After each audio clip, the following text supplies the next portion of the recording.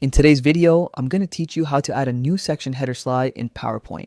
Whether you're creating a presentation for school, work, or any other occasion, organizing your slides into sections can really help you keep everything structured and easy to follow.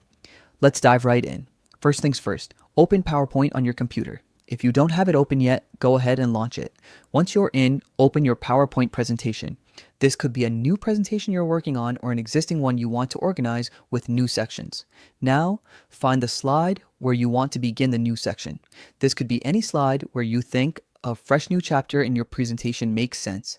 The goal here is to give your content a logical flow, making it easier to follow for both you and your audience. Once you're on the right slide, right-click on it. A context menu will appear with several options. Look for Add Section and click it. This is where the magic happens. PowerPoint will create a new section starting from that slide. Dividing your slides into sections helps you keep large presentations organized and easy to manage. After clicking Add Section, PowerPoint will prompt you to name the section.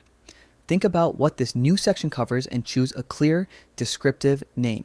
This helps both you and your audience understand what to expect. A well-chosen section name also makes navigating through your presentation much easier. Once you've decided on a suitable name, type it in and click Rename. This saves the section title and officially organizes your slides under that new category. And there you have it. You've successfully added a new section header slide in PowerPoint. By following these steps, you'll be able to create a more organized and professional-looking presentation.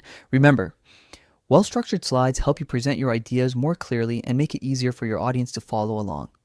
Thanks for watching, and I hope this guide helps you create more seamless and structured presentations in the future. If you found this tutorial helpful, don't forget to subscribe for more useful PowerPoint tips and tricks.